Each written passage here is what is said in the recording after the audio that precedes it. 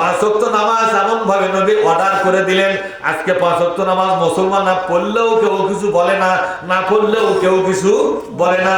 কিন্তু আল্লাহ কি বলেছেন? ক্ষমতার মাধ্যমে নামাজকে তোমরা কায়েম করো। আজান যখন হবে রে, মুয়াজ্জিন যখন বলবে, মুয়াজ্জিন যখন বলবে, বলেন তো মুয়াজ্জিনের আজান এটা মুয়াজ্জিনের বানানো আজান না আল্লাহর পক্ষ থেকে আজান? আল্লাহ নিজে আসা আজান দিবে না, আল্লাহ বান্দাকে দিয়ে আজান দেওয়াচ্ছেন। আজান আসলে কার? আজান মানে ডাকাডাকি করা। এই ডাকাডাকি কি মুয়াজ্জিনের না আল্লাহর? জোরে কর, এই ডাকাডাকি মুয়াজ্জিনের না আল্লাহর? বলেন তো এই মুয়াজ্জিন যে ডাকাডাকি করতেছে, এই মুয়াজ্জিনের ডাকাডাকি আল্লাহর পক্ষ থেকে ডাকতেছে। মুয়াজ্জিন বলতেছে হাইয়া আলাস সালাহ, বলেন হাইয়া আলাস সালাহ। তোমরা যারা মুসলমান, এর বাংলা কি জানেন? হাইয়া আলাস সালাহ মানে কি? হ্যাঁ, আপনারা কি বলেন? হাইয়া আলাস সালাহ যাই বলে তখন বলে লা হাওলা ওয়ালা কুওয়াতা ইল্লা বিল্লাহ। এটা হলো জবাবে কাউলি। এটা জবাবে কি? কাউলি, মুখে জবাব দেওয়া। কাউলি জবাব হলো, এই কাউলি জবাব দিয়ে আপনার কোনো নাজাত হবে না, জবাবটা হতে হবে ফেলি। ফেলি মানে কাজের মাধ্যমে। এখানে আজানের মানে হলো, আমি আজানের তাফসীর পড়তে গিয়ে দেখলাম কি সুন্দর করে মুহাদ্দিসগণ লিখে গেছে তাফসীর। হাইয়া আলাস সালাহ, হাইয়া আলাস সালাহর বাংলা আমি পড়ে দেখলাম। আল্লাহ নবী এই শিক্ষাটা দিয়েছেন, নবী বলে দিচ্ছেন তোমরা যারা মুসলমান, তোমরা যারা ইমানদার, যারা চারটা জিনিসের পক্ষে আছো। কয়টা জিনিস? একটা আল্লাহর পক্ষে কারা কারা? মানে এখন না হাত তোলা কে? আল্লাহর পক্ষে যারা যারা, নবীর পক্ষে যারা যারা, একটু এই লোক ধরেন যেটা সে থেকে লোকজন তোলা লাগবে না। আল্লাহর পক্ষে যারা যারা, নবীর পক্ষে তোমরা যারা যারা, ইসলামের পক্ষে যারা যারা, কোরআনের পক্ষে যারা, এই চারটা জিনিসের পক্ষে যারা, তোমরা যে পক্ষে আছো তার প্রমাণ কি? তোমরা যে আল্লাহর পক্ষে, তোমরা যে নবীর পক্ষে, তোমরা যে কোরআনের পক্ষে, তোমরা যে ইসলামের পক্ষে, এর প্রমাণটা কি? এর প্রমাণ দেওয়ার জন্য তোমাদেরকে ডাকা হচ্ছে আসো আসো আল্লাহর ঘর মসজিদে আসো।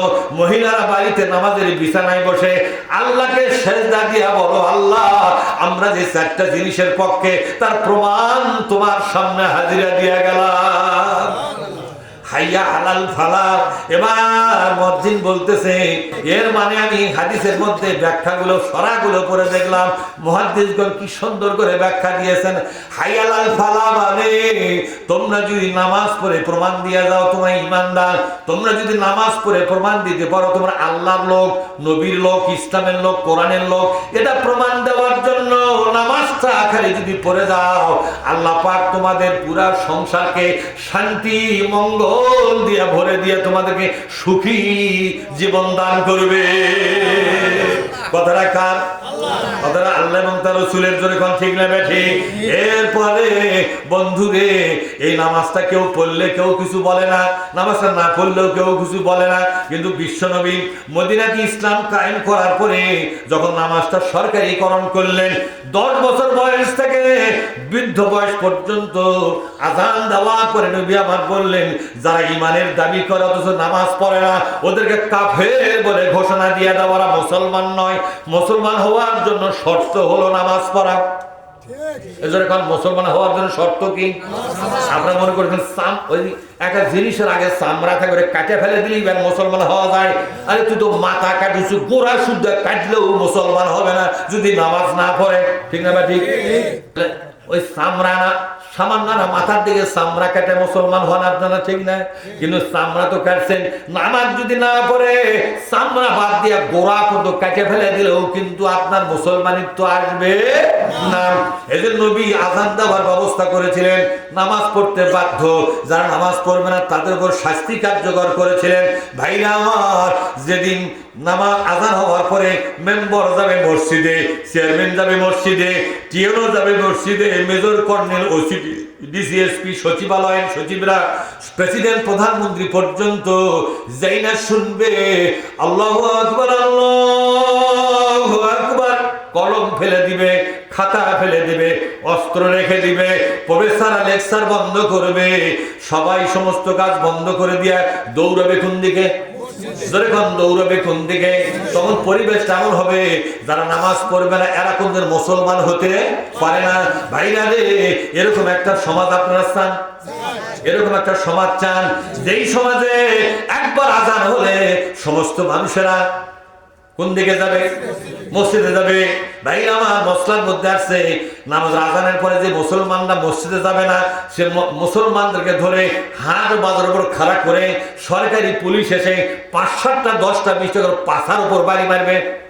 পাথর 5-7টা বাড়ি মারবে। বলেন তো গোটা 10 বাড়ি ওই ব্যাতের এরকম মোটা লাঠি দিয়ে, কিসের লাঠি ধরে কন? ব্যাতের লাঠি এরকম মোটা দিয়া 5-7টা বাড়ি মারলে কমর থাকবে? এদের খবর থাকবে? একদিন খালি নন্দনমোহন বাজার একজনও যদি খালি শতান যায়, এরপরে সারা এলাকা সরে যাবে। আজান দেওয়ার আগে ভয়ে চলে মসজিদের বাসার যাবে, 12টার সময় যাবে কিনা ধরে খান যা বলবে কি বাবার আজান দিবা কখন? মসজিদ কেবল বাজে 12টা। তখন বলবে তোমার ঘড়ি খালি 12টায় বাজে, তো 12টা বাজে তুমি জুম্মা খুলে দেওয়া ঢোকবো। পুলিশ যেভাবে ঘুরতেছে কখন যে কাক বসায়, ঠিক না বেড়ে জোরে খান? আল্লাহ নবী বলেছেন নামাজ না পড়লে পিঠত বাড়ি মানে নামাজ পড়াও। ইমাম আবু হানিফা বলেছেন নামাজ পড়বে না মুসলমানের দাবি করবে তাকে জেলখানার মধ্যে দাও। যতদিন পাকা নামাজি না হবে ততদিন তার জেলের কোনো জামিন হবে না। তাহলে এইভাবে ইসলাম কায়েম হলে বাংলাদেশ সোজা পথে চলবে কিনা জোরে কর? মহাবিশ্বের মালিক আল্লাহ পাক মরার আগে অন্তত একটি বারের জন্য বাংলাদেশে ইসলামী রাষ্ট্র দেখার তৌফিক দান করুন জোরে কর আল্লাহুম্মা আমিন। তবে এইবারে কিন্তু সুযোগ এসে গেছে। ইসলামের পক্ষে থাকবেন না বিপক্ষে থাকবেন?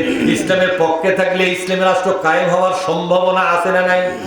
আর যদি বিপক্ষে চলে যান আবার আমাদের দুঃখ দুর্দশা কিন্তু শুরু হবে। বিষয়টা গভীর চিন্তা করে সিদ্ধান্ত নেবেন।